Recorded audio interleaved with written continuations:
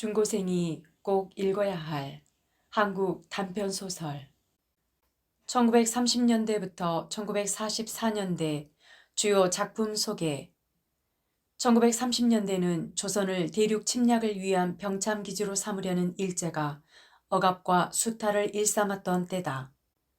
일제가 조선 문학가 동맹을 해체하고 이와 관계된 자들을 검거함으로써 현실 비판적인 소설 창작은 급격히 위축된다. 이 과정에서 작가들은 순수소설, 농촌소설, 역사소설을 집필해 활로를 모색한다.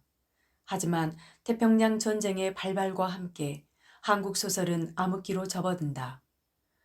우리말 말살 정책으로 인해 1940년대 초반에는 한글 소설이 거의 발표되지 못했다.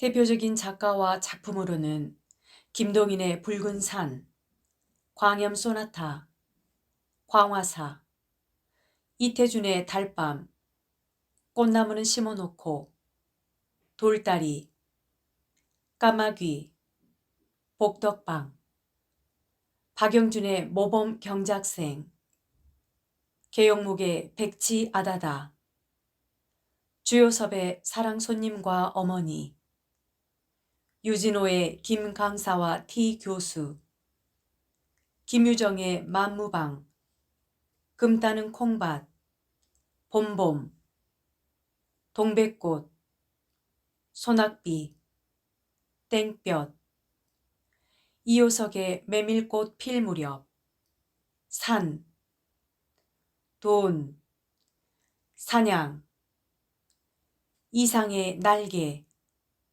종생기, 시문의 상록수, 이광수의 흙, 김동리의 바위, 문여도, 김정한의 사하촌, 박태원의 소설가 구보씨의 일일, 천변 풍경, 현덕의 하늘은 맑건만, 고구마, 나비를 잡는 아버지, 채만식의 치숙, 레디메이드 인생, 왕치와 소새와 개미, 탕류, 태평천하, 황순원의 별,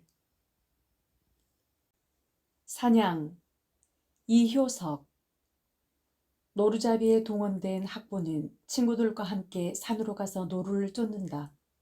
학보는 노루잡이를 무의미한 연중 행사라고 여긴다. 이때 학보를 향해 달려오던 노루가 달아나자 친구들은 노루를 놓친 학보를 비난한다. 마침내 포수가 잡은 노루를 보고 학보는 불쾌함을 느낀다. 인간이 자연의 일부라는 관점에서 자연과 생명에 대한 경외를 표현하고 있다. 연달아 총소리가 두어 번 산속에서 울렸다. 몰입꾼의 행렬은 산등을 넘어 골짜기를 향하여 차차 죄어들어왔다. 발밑에서 요란히 버석거리는 떡갈잎 가랑잎의 어지러운 소리에 산을 싸고 도는 동무들의 고함 소리도 귀밖에 멀다. 상기된 눈앞에 늘씬한 자작나무의 허리통이 유난스럽게도 희끗희끗 어린다. 수백 명의 학생이 한 줄로 늘어서서 멀리 산을 둘러싸고 노루를 골짜기로 모조리 내리몰고 있다. 골짜기 어귀에는 대여섯 명의 포수가 미리 기다리고 서 있다. 노루를 놓칠 염려는 포수 편보다도 늘 몰입꾼 편에 있다. 시끄러운 책임을 모면하기 위하여 몰입꾼들은 물샐 틈 없는 계획과 담력으로 맡은 몫을 한결같이 경계해야 된다. 1학년 사이의 연락을 긴밀히! 1학년 우리 급속 전진! 전령이 차례차례로 전해온다. 일제히 내닫는 바람에 온 산이 가랑잎 밟히는 소리에 묻혀버렸다. 낙엽 속은 걷기 힘들다. 숨들이 차다. 학년의 앞장을 선 학보도 양쪽 동무와의 간격을 고르게 지키면서 헐레벌떡 거린다. 참나무 휘추리가 사정없이 손등과 얼굴을 갈긴다. 발이 낙엽 속에 빠진다. 홧김에 손에 든 몽둥이로 나뭇가지를 후려치기도 멋없다. 미친 짓이다. 노루는 잡아서 무엇한다. 아까부터 실상은 처음부터 이런 생각이 마음속에 맴돌았다. 노루잡이가 그다지 훈련이 될 듯도 싶지 않으며 쓸모없는 애매한 짐승을 일 없이 잡는 것이 도무지 뜻없는 일 같다. 소풍이면 소풍, 그저 하루를 산속에서 뛰고 노는 편이 더 즐겁지 않은가. 인간이란 제 생각밖에 하지 못하는 잔인한 동물이다. 노루잡이는 무의미한 연중 행사에 지나지 않는다. 기어이 입 밖에 내서까지 중얼거리게 되었다. 땀이 흘러 등이 끈끈하다. 벼랑간 포위선이 어지럽게 움직이더니 몽둥이가 날며 날새개들 뛰어든다. 고함 소리가 산을 뒤흔든다. 노루! 노루! 노루! 우익주의!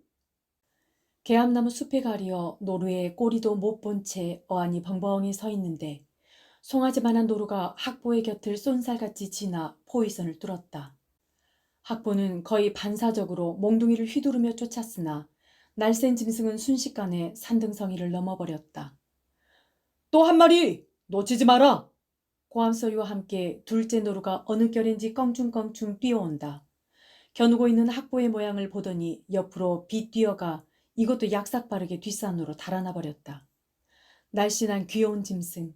극히 짧은 찰나의 생각이나 학보는 놓친 것이 못내 아까웠다. 동시에 겸연쩍고 부끄러운 생각이 들었다. 놀리는 동무들의 말소리가 얼굴을 달아오르게 하였다.